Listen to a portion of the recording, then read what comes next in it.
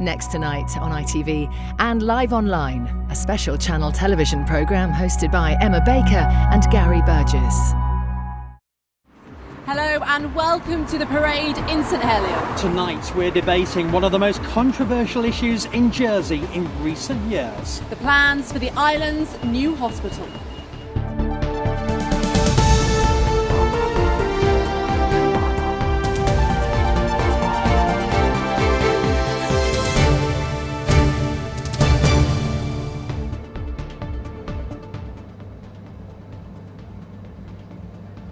Good evening. Tonight we're broadcasting live from the Jersey General Hospital, more specifically from the League of Friends Cafe. During the day, this is a hub of activity, serving up coffee and cakes. But tonight, we've taken over and we'll be serving up a meaty debate on the future of hospital care in Jersey. Leading that debate, my co-presenter for the evening, Gary Burgess. Emma, thank you very much. We've got an invited audience of guests here, including hospital staff and our panel of influential people in power. They'll be answering that fundamental question of just where and perhaps when Jersey's new hospital will be built. But we don't just want these lots asking the questions.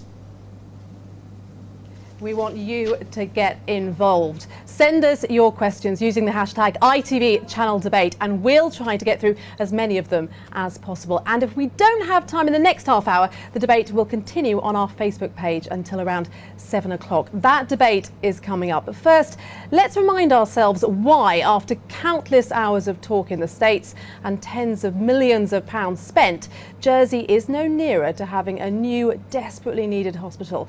The delay has led to some accusing our politicians, both past and present, of gambling with people's lives.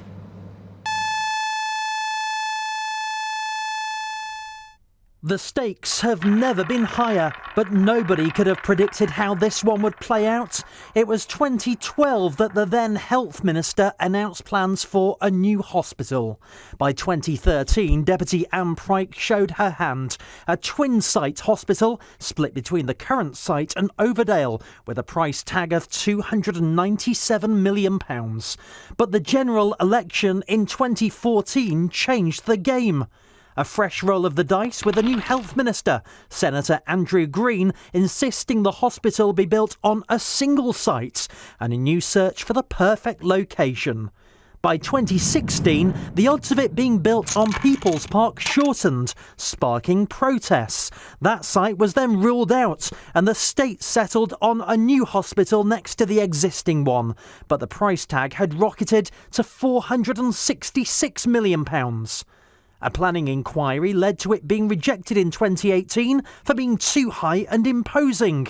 Revised, more modest plans were rejected at the start of this year. And now the states have voted to spin the wheel of site selection one more time.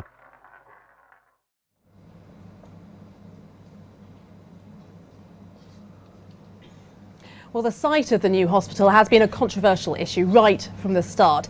That controversy has at times obscured why it's needed. I've been to meet Jersey's chief nurse to find out why this old place, which has served the island well for more than 2 centuries, is now in a critical condition. OK, so Emma, as you can see this morning, we're in the main corridor of our maternity unit, and one of the significant issues that we have with the current building is storage space. So what you can see here is some gas and air bottles, as people affectionately know it, and this is for women when they're in labour. We don't have pipe gases on the ward, as you would expect in most modern hospital buildings nowadays, so the gas and air has to be stored in bottles and held out in the corridor. So walking in here, Rose, I don't even need to ask you. I can see what the issue is. Absolutely. So as we illustrated on the corridor, we have to keep those corridors clear from a health and safety point of view.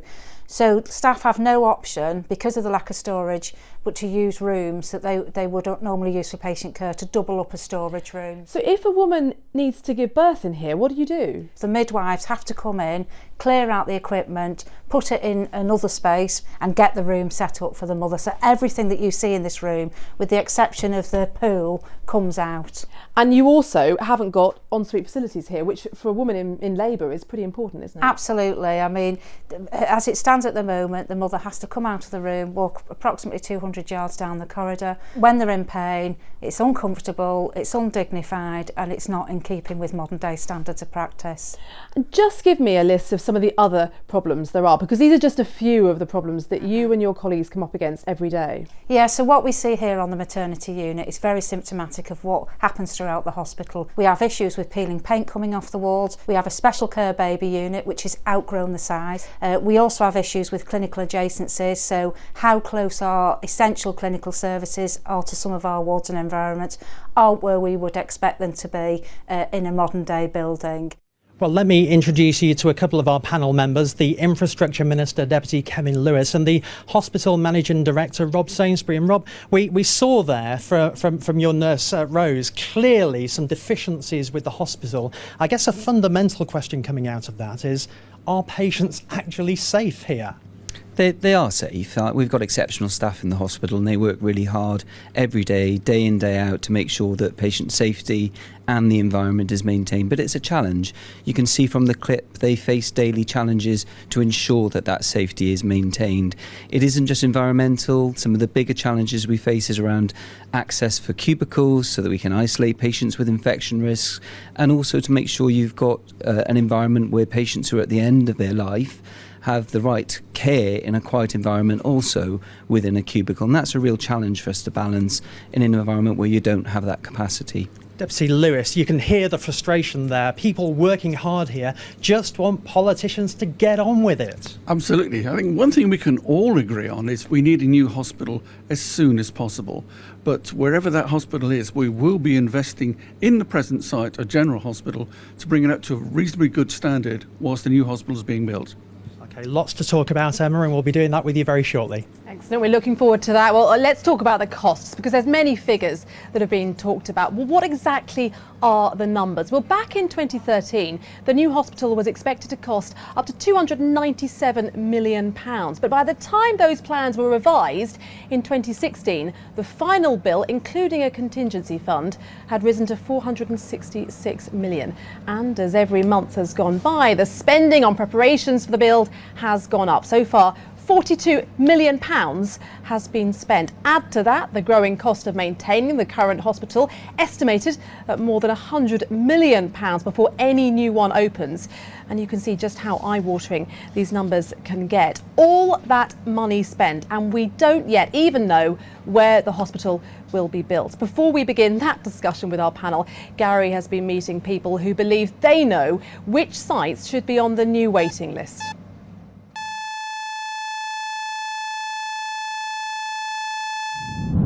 Hello, I'm Bruce Willing and I'd like to see Jersey's new hospital built at Warwick Farm. Well, it's in the parish of St Helier. It's big enough, it's available, it's flat, it's green. It was a brickyard, so why it's in the green zone I have no idea.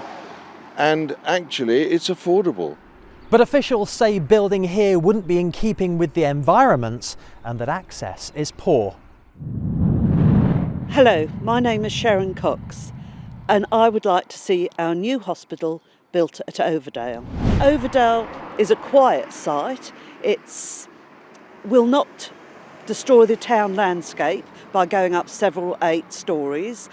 It is on the outskirts of town, which the general hospital was in the day it was built and had been added on to. There's scope, because this is a much bigger site, to add on to in the future. But there are concerns over public and emergency access here at Overdale and the impact any build could have on the skyline. I'm Graham Besson and I would like our new hospital to be built on this site at St Saviour's. It's already a hospital, there's a clue in the name. It's redundant, it belongs to the states of Jersey or the people of Jersey.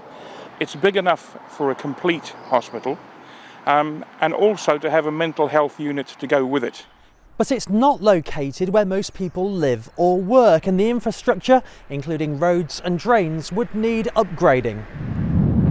A close examination of 3 sites by these 3 but they're far from the only possible shortlist locations.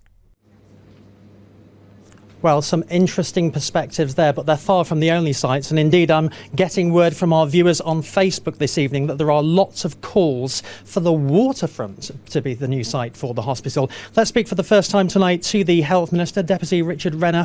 I guess I've got to ask you, as somebody who's wanted something built here, have you now got over that after last week's vote, where you went with the rest of the pack and said, let's go back to square one? I tried in the States debate to explain my dilemma, because I was looking forward to having a hospital on this site that would be operational from 2021 in phases, and we would begin to deliver the sort of care that the director has spoken about just before.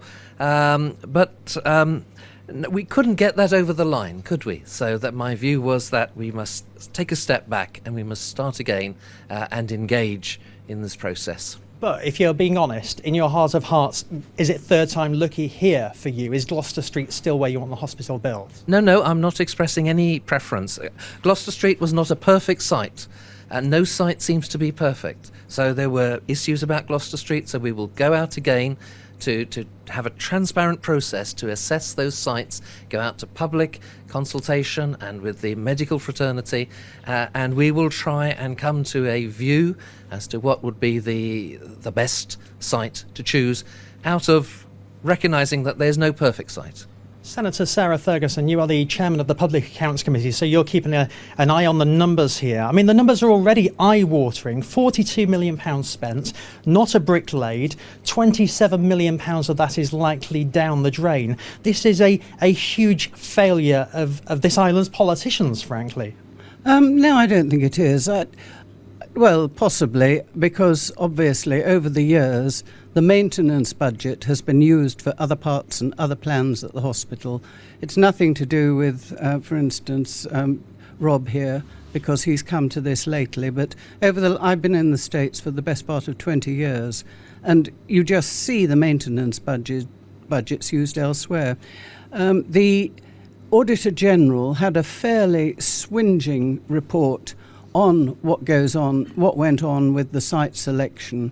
And really, I mean, she said there was no consultation. It was sort of get all the clinicians together and tell them what's going to happen. Well, that's not consultation.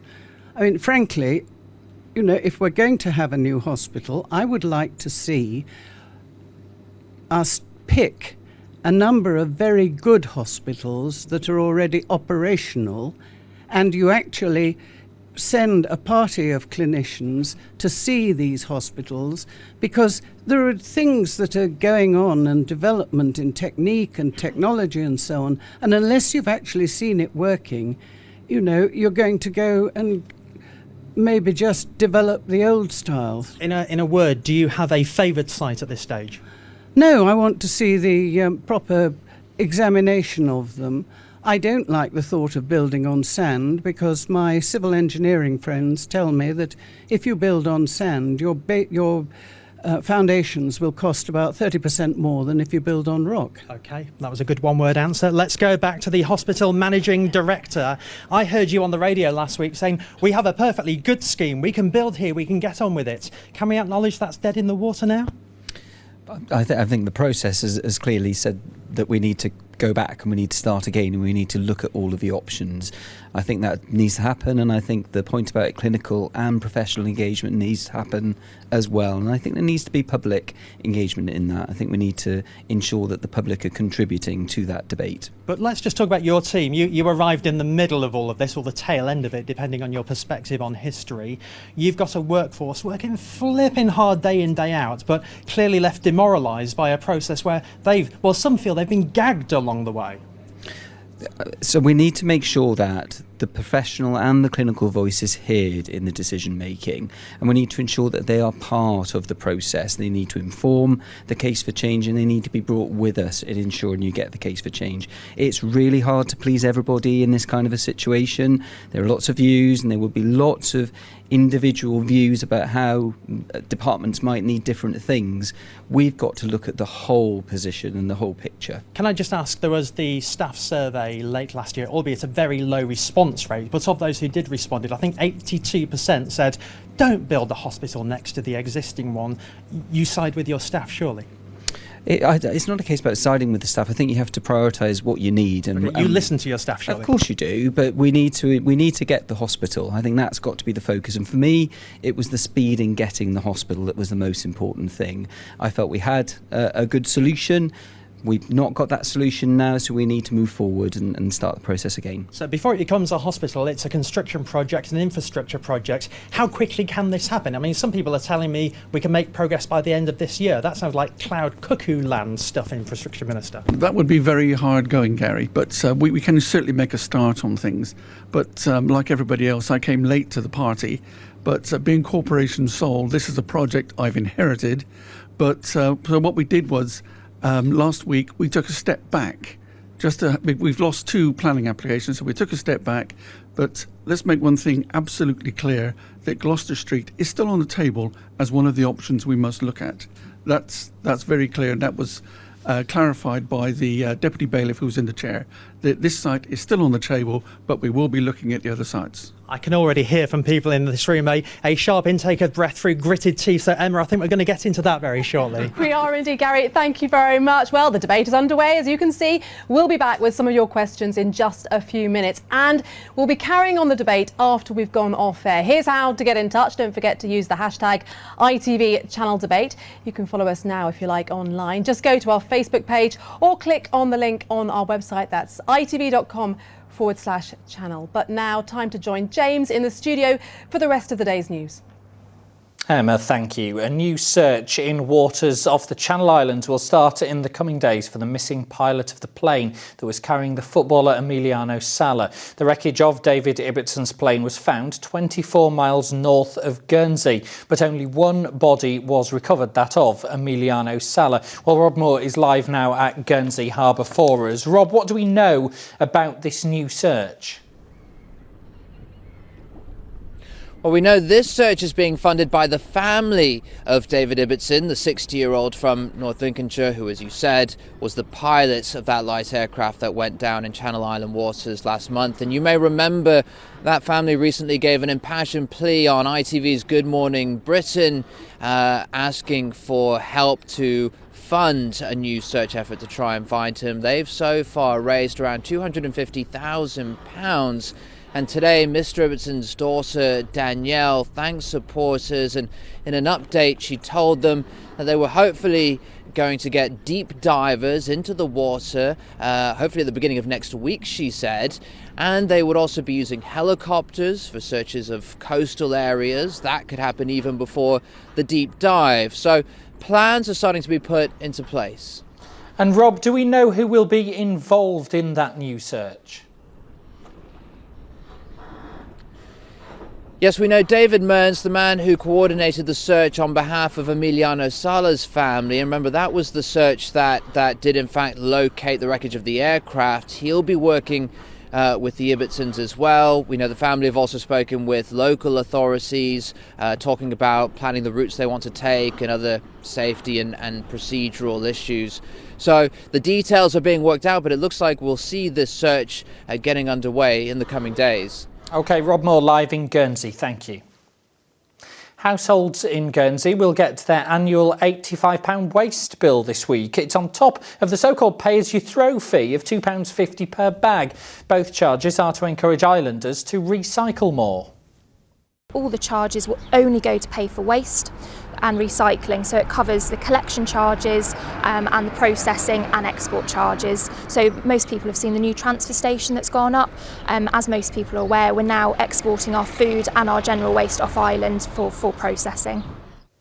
There could soon be tighter controls on fireworks and pyrotechnics in Jersey. The Home Affairs Minister's suggesting giving parishes the power to approve or turn down public displays. There will be fines of up to £200 if the new rules are broken.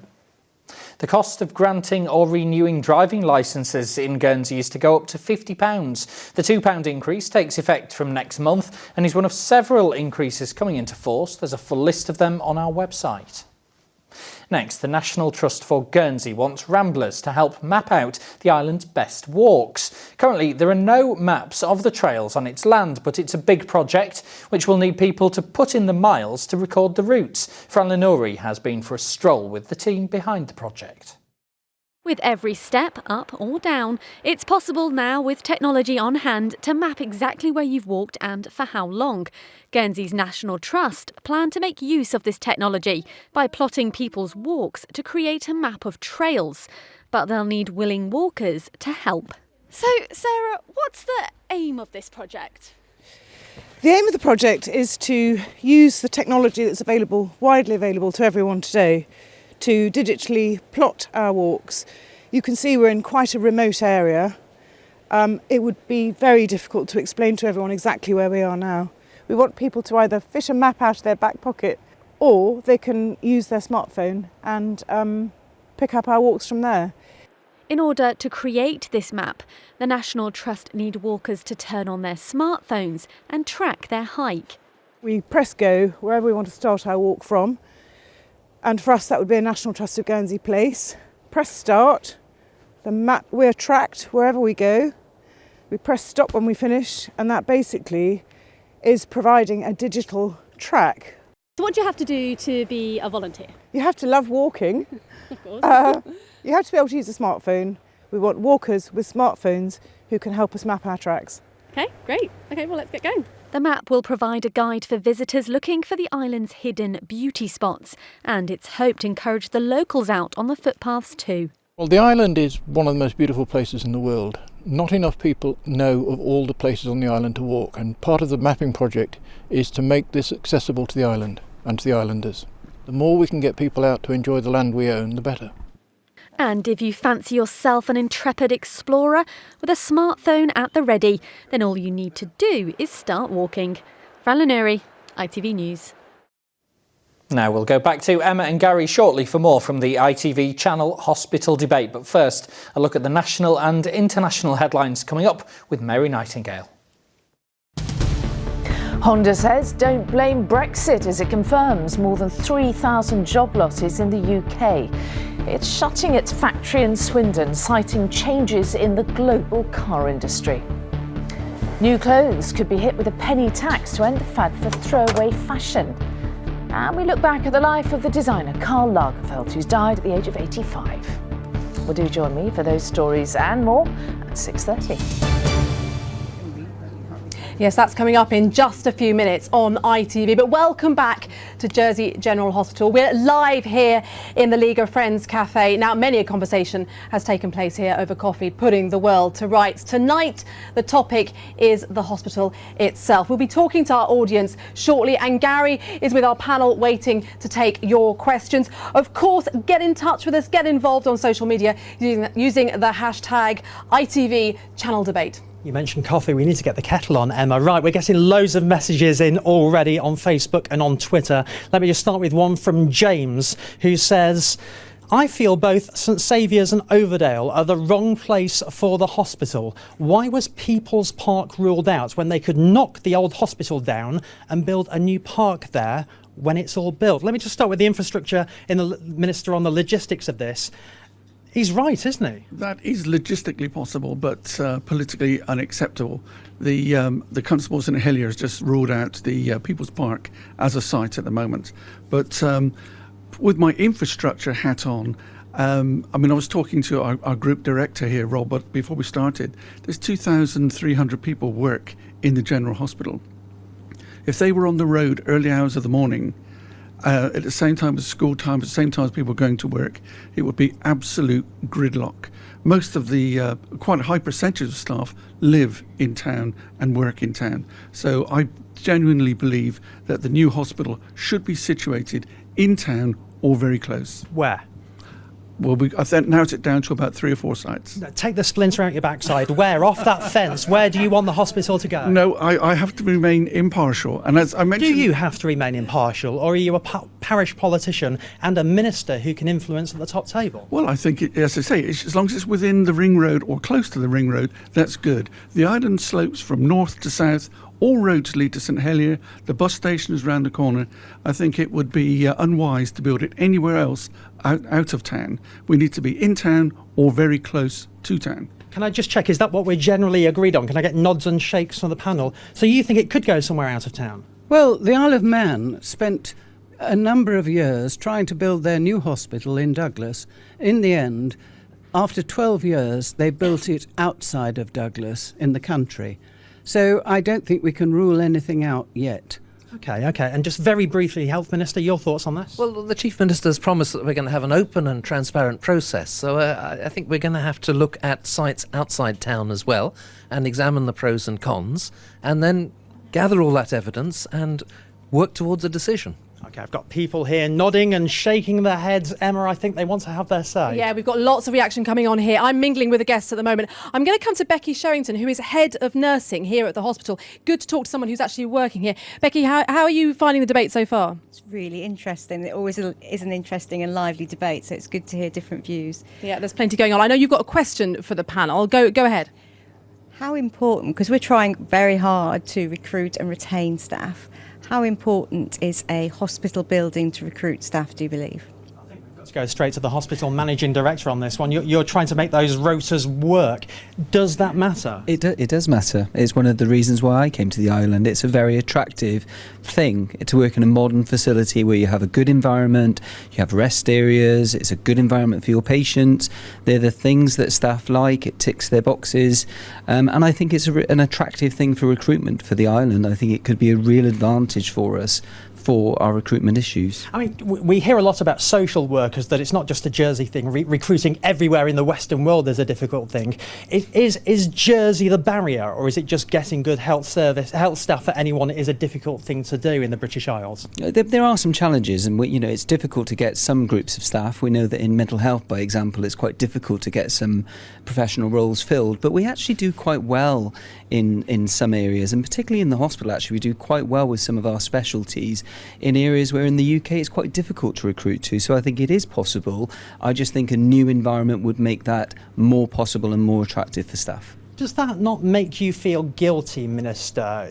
You know, you talk very sanguinely, everything sounds so calm when Kevin Lewis speaks, but actually you lot have failed this lot in this building. Well, it's a bit like a swan. It's all going on under the surface. Just over the road here, we've got an entire team who've been working tirelessly in consultation with Rob, and they've done absolutely nothing wrong. They've done exactly as we've asked them to do, and they've done a superb job. And they've been really vilified for that, which is a shame. But this is a political decision. We're in consultation with the people of Jersey. Might I just add that when I stated earlier on that General Hospital is still on the table, that's the legal opinion, not necessarily mine. Emma, the debate continues. It does indeed. Keep your questions coming too. Using the hashtag ITV Channel Debate, we'll aim to get through as many as we can in the next half hour or so. Mary Nightingale has the national and international news next, and Sophie is coming up with the weather. We'll see you online in a couple of minutes.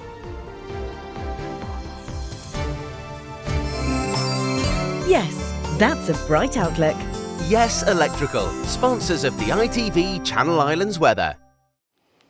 Good evening. I hope you've had a lovely day. We have had some fairly decent sunshine, but a bit like this morning, throughout the course of this week, the mornings in particular, we might see the risk of some mist and fog patches, which will have developed over France and due to the southerly wind, just move up. And I think they could especially affect Jersey from time to time, but the sun will get to work on it very quickly. And as a result, we'll see our temperatures climb and become increasingly mild, actually, as we get towards the end of the week. And that's because high pressure is so dominant at the moment over France.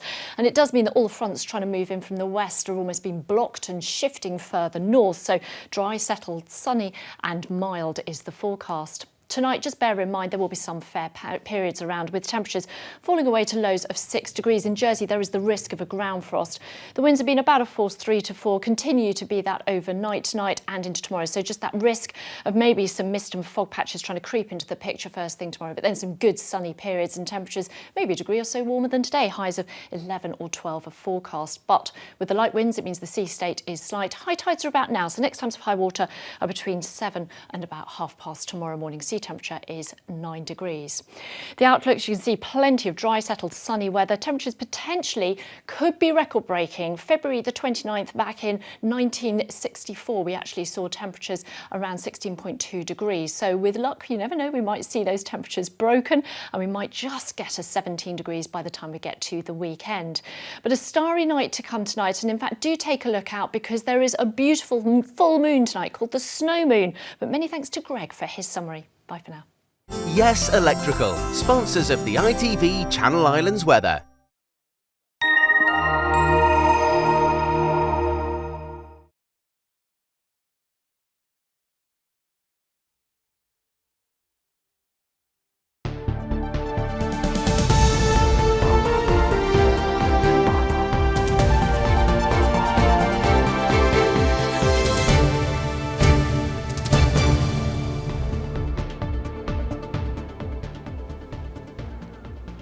Welcome back to the League of Friends Cafe here live at Jersey General Hospital for the location of an ITV channel television debate on the future of the island's new hospital. So far our panel have answered most of your questions, I think, with my co-presenter Gary Burgess. Now it's your turn to ask. Please do get involved online. Don't forget to use that hashtag ITV channel debate, which is on your screen now. We'll try to get through as many of your questions as we can over the next 30 minutes or so. Gary, I believe you have your first viewer question coming in. Absolutely, loads of these coming through. Thank you very much. It's really appreciated. I'm going to go to one from Sam, who's been in touch with us on Twitter. And Sam says, do you think the future hospital board should stand down? I believe they should, as they keep pushing for the same site, which has been refused planning permission on 2 occasions. I'm going to go straight to the Health Minister on this one. I think we heard the Chief Minister last week in the States saying the definition of madness is doing the same thing over and over again, expecting a different result. Is it time for a new project team? Because faith arguably has been lost in many quarters with that team. I think there will be a revamp of the team. That's clear. The proposition was to wind down the existing team and scheme, and that is part of the process that we need to undertake to move this forward. So they get sacked? No, they're not getting sacked. Golden goodbyes? No, not at all. Some of these work in the infrastructure department, some of these work in the health department. They will be redeployed. They are excellent people. But I want to make the point. That team might be reconfigured, but it's not their decisions that led to any failures, you might call it. It is the politicians who have guided this, and the politicians are taking responsibility. The politicians have decided last week that we take that step back. I have to say, I'm glad we got a fairly low ceiling, because your eyebrows would have been through the ceiling when they raised then. I get the impression you do hold the future hospital team to account, Senator Ferguson. I'm very sad that David Flowers, who used to be in charge at Property Holdings, is no longer working in the island, because I think we need somebody in charge of this project who has technical knowledge as well as some knowledge of health and building large buildings. But we have a team of experts, and they're bringing in experts from other hospital builds in the UK. To say they're making this up as they go along, or to paint that picture is actually not fair on those people. Well, I think if we go back to the Auditor General's report, where there was a lack of planning, and looking at the whole project in stages, as I say, I think we need a technical leader, preferably, obviously I'm biased, I'd say an engineer, or an architect, or somebody who has experience in putting up big buildings. Okay. Because what we're actually wanting to put up is a factory for treating people with illnesses. Okay, it's a bit more plush than, a factory to make cars, but the principle is the same. Let me just go to the hospital managing director on this. I mean, you've liaised closely with the board, albeit at the tail end of where we are now. Are they the right people to carry this on, or do you acknowledge actually for public confidence it's time to be seen to be starting afresh? I think we need to take note of all the good work that's happened, and I think we need to recognise that not all of that work is lost. So I think the board contributors to that work absolutely have a role to play. So there are many of the clinicians in this hospital who've supported the process thus far and who's contributed to the outputs that we have, and it's not all lost, and we need to remember that. I mean, I've heard privately, and I know people won't go on the record and on camera to say it because they just don't, but they feel like they've been left high and dry and not had the political support that they feel they deserve for the biggest capital project in this island's history. Do you get that same sense? I think that the board members have worked really hard to try and get an outcome through. They've worked for a long period of time, and I think they're very frustrated that they've not been able to get to where we need or wanted to get to. I think that's a yes. Right, Emma, I know I've got people here itching to have their say, so I think it's time for you to go roving. I think it is. I'm seeing lots of people shaking their heads and getting involved. We've got Graham here, of course. We saw a little earlier. Now, Graham, you are a backer at St Saviour's for the new hospital, aren't you? Now, what have you kind of been observing over the last half hour or so? Right, OK, well, I've been lucky enough to be part of a very small group who've done a lot of research. And I'd just like to say this. Without planning permission, our hospital will never, ever be built. So how do we get planning permission? There is a presumption against development in the green zone. So we need to look at sites that are not in the green zone first. This site, St Saviour's Hospital, is in the built-up zone and also complies with policy SCO2, which supports new and additional primary healthcare premises. So it's the planning for you. The planning permission is absolutely key, isn't it? I mean, Gary, do you want to pick up on that for the panel? Absolutely, and it's a key point, isn't it, with the Environment and Planning Minister when he turned down this, having had Philip Stadden, the Planning Inspector's report, said, ultimately, this is a political decision, and in an ideal world, the rules would be changed so it's down to the states rather than one person. Is that the way forward, Infrastructure Minister? Well, as I mentioned earlier, I genuinely believe that the new hospital, wherever it is built, should be in or very close to the centre of town. But I'm talking about the process of getting there. Absolutely. The process itself needs seeing to, of course. We can't go through everything again and at the 11th hour fall at the fence, because that would be madness to do that again. That's why everybody decided, or most people decided last week, to take this one step back to look at it again. Okay, we touched on it a little earlier. Just take me through, not in huge detail because we all want to go home a little bit later on, but from now to deciding what makes a long list and a short list, to evaluating, to deciding the time frame and how. Well, the Chief Minister will be handling that, and that process begins in about a week and a half. And the time frame of doing it and how? As soon as possible. The Council of Ministers will be states members, consultation with clinicians, consultation with the good people of Jersey. Weeks, months, years? I mean, politicians are very good at saying, we endeavour in the next period of time. I think Richard would like to come in on that. I'm going to bring the Health Minister in on this one. Can you please give us some detail? It all feels very abstract.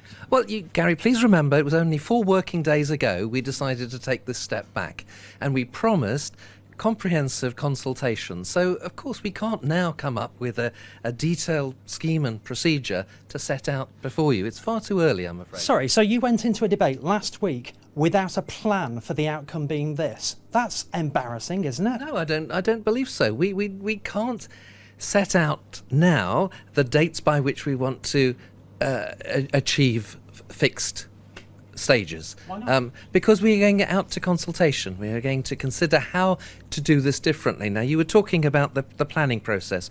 We need to develop this idea of the public interest and make sure that the public interest test doesn't fail us at the last minute. And we are beginning to talk as politicians about how we might do that.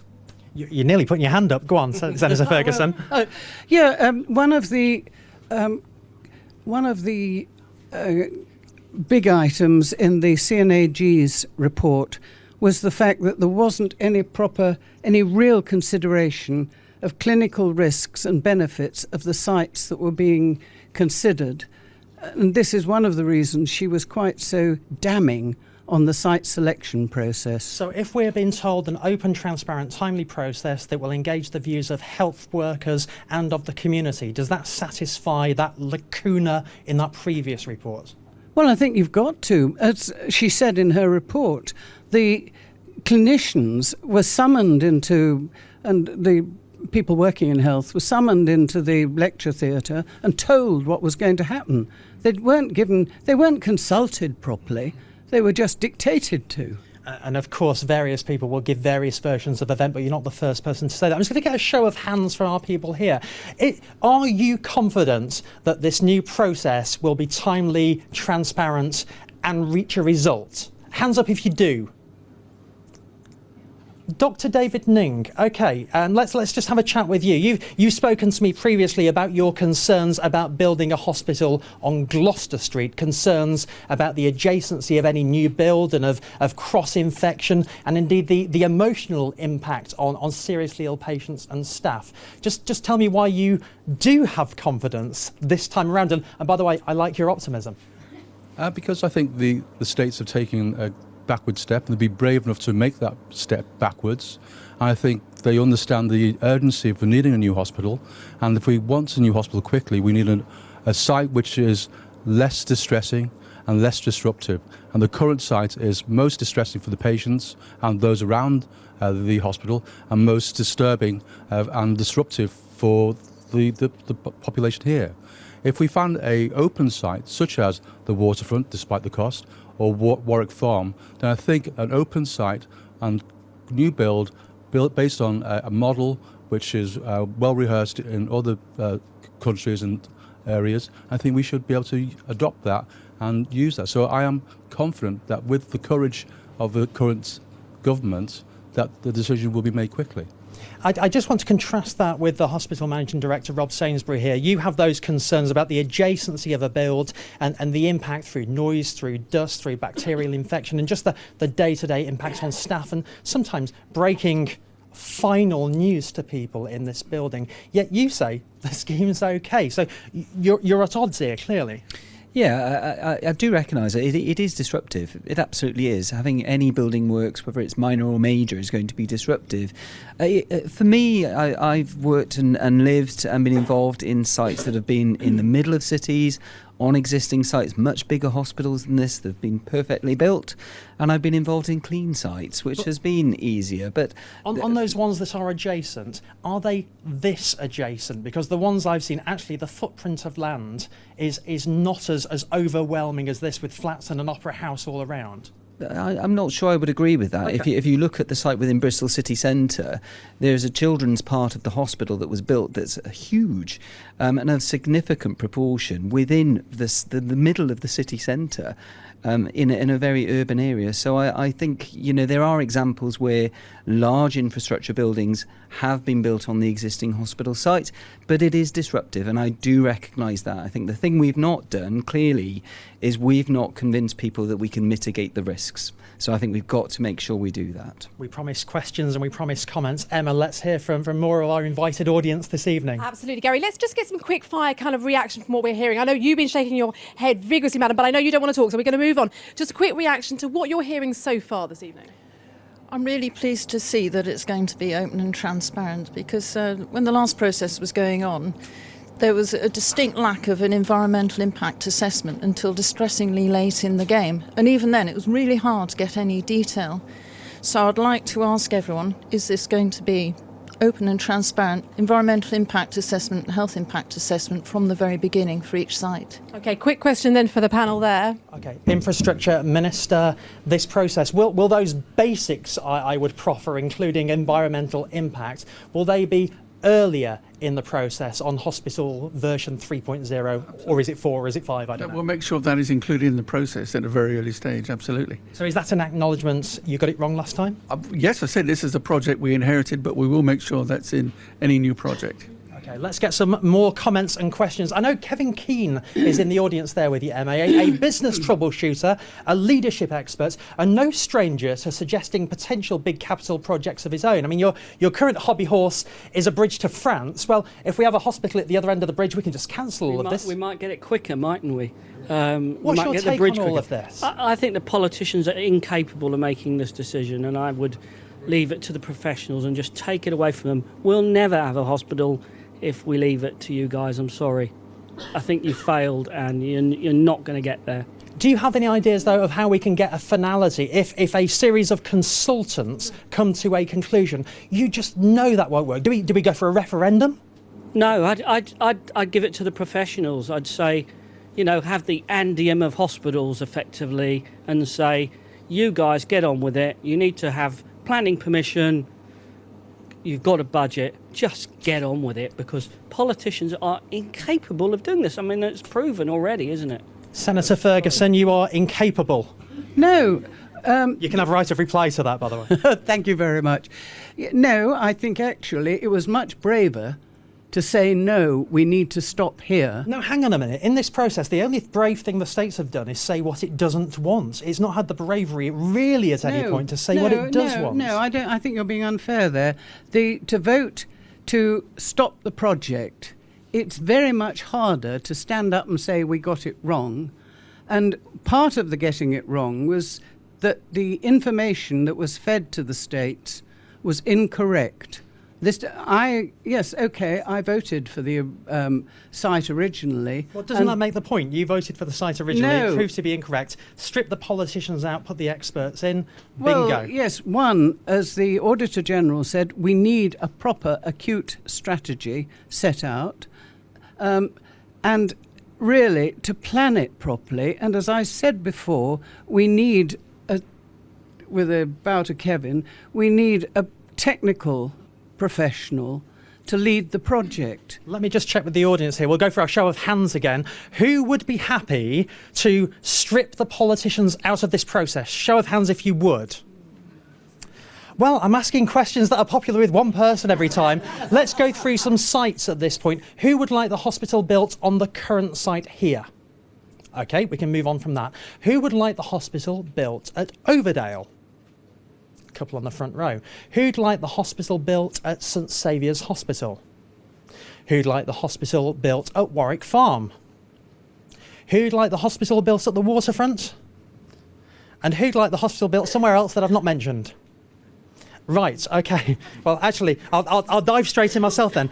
Sharon here on the front row, where would you like the hospital built? Well, Overdale would be my first choice, but something completely off the wall that has been spoken about would be another option, Fort Regent, if that was no longer used for sports and leisure. Well, we know sports and leisure is reverse ferreting its way out of Fort Regent as an infrastructure project, a place built to keep people out.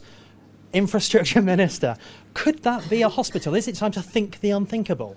Not really in my book, but Fort Regent was built as a fort designed to keep people out, as you say. When we lost the cable cars, we did just that. So it's very awkward to get to. We need to get access straight into Fort Regent. It's not beyond the wit of man to build an entrance to anywhere, is it? It's not. No, that can be done, but I don't think we should keep that for sports and entertainment. It's right in the middle of town. We don't need water parks in St Catherine's. We don't need a bridge to France. Let's get on and build a good quality hospital. OK, I'm just going to get back to Emma in just a moment, but I'm just going to read some of the comments coming in. Gary Hudson on Twitter, I'd like to think after all the money wasted to date, any profits by states' investments, including the sale of the finance centre, could be used to offset the cost of the hospital builds. Jane says it should have been built where the Radisson is years ago. It'd be in full use by now. A couple of yeses here on that one. Andrea says, are the experts actually going to make a decision on the location that's suitable this time, or spend another £40-odd million debating with no answer or agreement? Emma, I know you're poised, ready to head back into our audience. Now, I really want to talk to Wendy, who is here at the front. So I'm just going to squeeze through and come around here. Now, Wendy, you have been working here at this hospital for almost 42 years, haven't you? So I'm very interested to hear about what your take is and what you've been hearing so far. The question that Gary asked about the preferred site, I didn't answer because I don't have an opinion on that. I just want a new hospital. Yeah. We need one urgently. We have nowhere to store equipment. As Rob said, our end-of-life patients are dying with other patients surrounding them when they should have the dignity of a single room. Our infection control audits identify the problems that we have time and time again because we have nowhere to put the equipment such as hoists. You're storing things in patient bathrooms, removing it so a patient can use the bathroom and putting it back in again. So we just need a new hospital wherever it is. So for you, you are just working, flat out to try and deliver that top-notch patient care, but it's a struggle, isn't it? It is. Yes, it is. An interesting one about end-of-life care. I've heard this spoken a few times, that end-of-life care in this hospital, a very sensitive, emotional, upsetting, private moment, isn't necessarily private here. It's the last thing you can do for your patient. and we're not getting it right because we don't have the facilities that we can nurse them in. So just describe, paint a picture for all of us here who don't know. We have patients at the end of their lives in a bay with 5 other patients. If you were visiting that patient as their family, the things you want to say at the end of their life, it's heard by everybody else in the bay. There's no privacy at all. That health minister must break your heart. It really does. It really does. And that's one of the reasons why I wanted to be in a different position than we are today.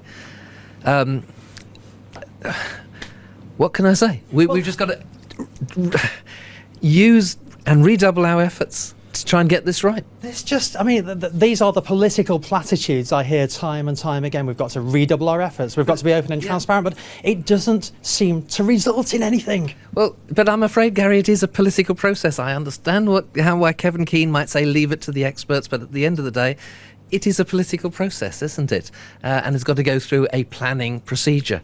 So I'm afraid the politicians will have the ultimate say, but the important thing is that politicians shouldn't start insisting on one site or another. We've got to use the experts to guide us, to give us the evidence as to what might be good on one site and good on another site and not so good on others. So and take that and use it to inform our decision. But we've got to realise we're not all going to agree at the end of the day.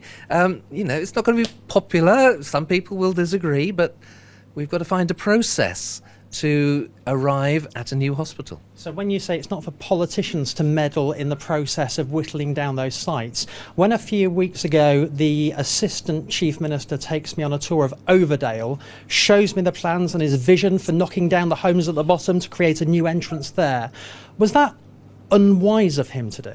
I said to the States Assembly on Tuesday that I don't think anyone in the States, at least around the Council of Ministers table, should be promoting any one site. And I hope Constable Taylor isn't necessarily promoting the Overdale site now, but he's highlighting how it could be used. But let's ask him to examine the evidence too that will come forward. I think that's an artful piece of English language on your part. He was promoting an idea and a concept that he just happened to love. Yes. What's your thought on this when you're looking inside to the Council of Ministers from the outside? They can't remain neutral because it just doesn't happen in an island this small with vested interests, baggage you arrived with from what you were saying before last spring's general election. No, I want to see the evidence. I want to see a proper evaluation of the sites, particularly with a view to the now what did I call it? The real consideration of clinical risks and benefits. And that, according to the CNAG, and I agree with her, should come before the planning considerations. Are you on commission from the CNAG? She's got more mentions than anyone else this evening. Fair play to you, Senator. Let's go to some more questions coming in. Thank you very much for all of these questions on Facebook and on Twitter. Hashtag ITV Channel Debate. John Davis Gray on Facebook says, where and on what and on whom has the £42 million racked up so far been spent? We, the taxpayers, have a right to know who has received it and on what it has gone. I suspect you probably want to give that man a round of applause for a question like that. Or not? A mild yay. OK. I'm going to go to the Infrastructure Minister on this. Do you know where £42 million has gone? Well, it's not quite 42 million, but a lot of it obviously has gone.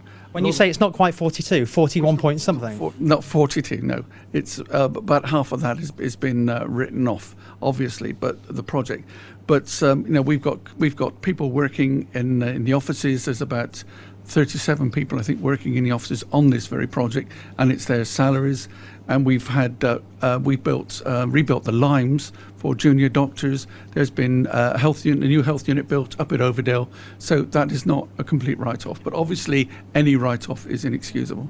And actually, is there stuff from that? We understand £26 million has gone out of that 42, but is there stuff that you can transfer to any new hospital, or is it so bespoke that it's going at Gloucester Street based on what's been spent so far? Well, I think as the Minister has highlighted, there have been some physical elements about investment that we've realised, which is good. But there's a lot of retained knowledge as well. So there's been a lot of good work in what's happened thus far. I think there are some things we need to look at and change potentially following the feedback that we've had, but it's not all lost. So there's a lot of that planning that we could consider in the next site when we decide where that is. OK, we've had lots of questions. I know there are lots of people just wanting to pose comments. So a round robin of comments with Emma, who I know is itching to dive in. I can hear lots of sides. People want to get involved. I'm just going to quickly, while I'm over here, talk to Rose Naylor, who we spoke to a little earlier, Jersey's chief nurse. Rose, just a quick kind of view from you on what you're hearing so far.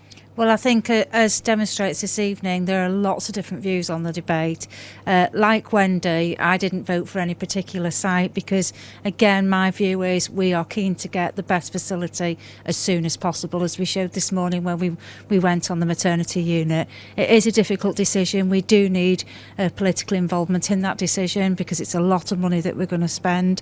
And there are ongoing challenges for our staff working within this current physical environment. Yeah. But I have to stress, people work so hard every day to give good care. Yeah, that's so true. And so many people are supporting you on that. I'm just going to come over this way because I can hear lots of frustration on this side of the room. Sir, I know you want to just have a little word there. If you're going to build a hospital, it's quite handy to know the size of the hospital you want to build. That's the first thing you should have done. This team took 4 years to do that, and they published it in September 2016. And I'd like to ask the Infrastructure Minister, because he's clearly a man of detail, how many thousand square feet does he think this new hospital should be? Because the one we're sitting in now is 64,000 square feet. So how many thousand square metres, rather, does he think we should have? Because I'll tell him at the end how many the hospital team thought it should be. Go on, Kevin. How big? Hang in for just a second, just to gather a few more comments, because right in front of you, I see Carl Walker from the Jersey Consumer Council, who was ready to grab that microphone then. Carl, what's occurring? Thanks, Gary. Yeah, although the location of the new hospital isn't necessarily a Consumer Council issue, getting value for money is. And the £42 million that has been spent so far doesn't represent that when we're sitting where we are today.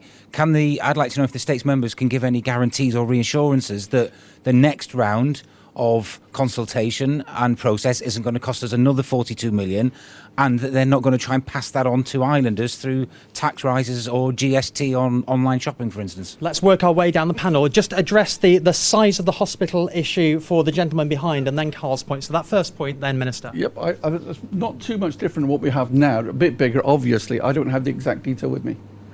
But it's... And that guarantee of value for money that Carl's talking about, do we end up with a new stealth tax at the end of this? I sincerely hope not, no. But if it depends. If we go for a green site, then there's no purchase on properties, existing properties. There's no compulsory purchase. There's no negotiated purchase. If we had a green site, then it's shoveled straight in the ground. But if you give me 10 different sites in Jersey, we're 9 by 5, I can give you many, many reasons why it won't work. We're not going to pick the very best sites because we're 9 by 5 and we have nearly 110,000 people. We need to pick the least worst sites. It's not the cost of the build, it's the cost of from now to the build. That's the issue. To the build. Yeah. There will be a cost involved because we have to keep the existing hospital to a good standard or reasonable standard whilst we build a new one. So we will need between 30 and 65 million spent on this hospital over the next 10 years. OK, let's just work our way down here with Senator Sarah Ferguson. You sit on the Public Accounts Committee. If ever there was a time for someone, you're famous for wielding your handbag, keeping an eye on that spending. You talk about plonking the handbag down and having your say. Are you going to have a BDI all over this? Well, we have a meeting on Monday, and I will be asking and talking to the Auditor General because we work together. I can't tell her to do things. She can't tell me to do things either. But I'm going to speak to her about this and see if she can run a review to see whether we've had value for money and efficiency and so forth. Do we really need another review looking backwards at this stage when surely it's just the Public Accounts Committee always looks backward. And if we want to just check on the money we've spent, fine, then we've got to do it. Just to pick up on that point, though, if another £42 million is racked up, you'd be staggered. I would, yes, because I would like to, as I say, I'd like to know that, first of all, that the money we have spent already is valid, it's efficient, it's value for money. I understand that the group are sitting in offices that they're renting at £1 million a year. And I would have thought that there was some facility somewhere that wasn't quite as much as that. Health Minister, is that true? Those officers were... No, is that true? What, the officers? That it's £1 million a year for the office space for this project? I don't know the rental figure, but I know that those officers were leased to put the consultants and health management staff in there on the basis that the hospital was going to be redeveloped. So that's the reason for acquiring those leased premises so close to the hospital. Okay, I'm going to get a final thought from our panel. Just comment on the question of costs? You can comment on the question of cost. That's a very important point. £42 million again. If it gets near that, you will resign, obviously. I don't think it should cost 42 million because quite a proportion of that was spent on infrastructure at the Limes and at Overdale and at the catering facility. That's still existing. It was also the cost of 2 planning applications. I hope we're going to get it through on 1 planning application next time. And at what point, bill-wise, when it reaches 5 million, 10 million, 15 million, another 20 million, at what point do your eyes water and you think, do you know what, Carl's not a happy man, I've not kept an eye on this properly? This is not just an open book. Whatever costs are managed carefully, I know Deputy Susie Pinnell, she's going to watch costs very carefully, and I know so will Sarah. So every costing that comes forward, if it's for consultants, there has to be a business case put forward that will explain why that is value for money. I'm just going to wrap this up now. Health Minister, when will the new hospital welcome its first patients? I'd love to say, but I can't at this early stage, Gary, I'm sorry. Senator Ferguson.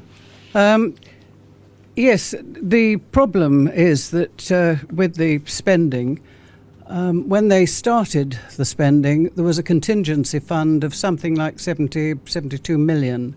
And then they discovered that, it looks as if we're going to save money here. So we'll knock down Westerway Court, we'll move everybody to the Limes, and then we're spending the contingency money. Back to my question, though. When do you expect a new hospital to open?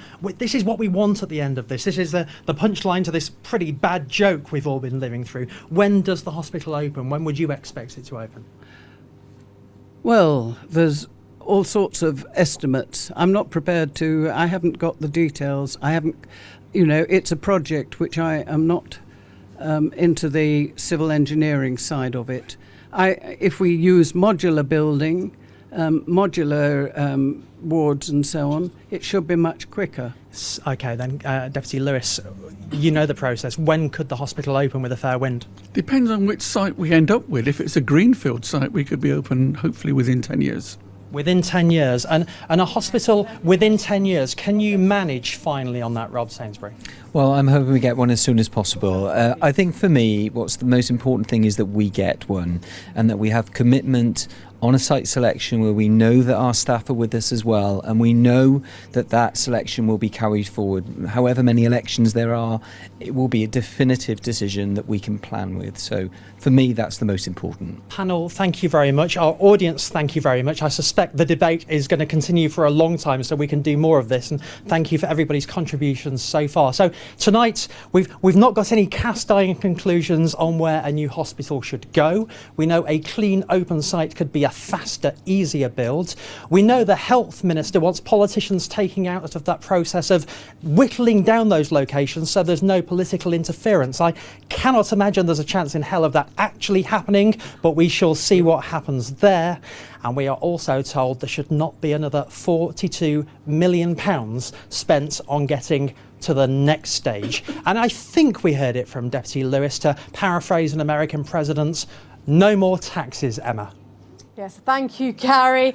And thank you, just to echo Gary's thanks to our panel for giving up their time this evening. Thanks to you too at home. All your questions have helped to create a really robust debate, I think. We got some answers. We're also left with more questions. There'll be more twists and turns before a new hospital is finally treating patients in Jersey, wherever and whenever that may be. From Gary, from me and from the rest of the team here at the League of Friends Cafe, goodbye and thank you for watching.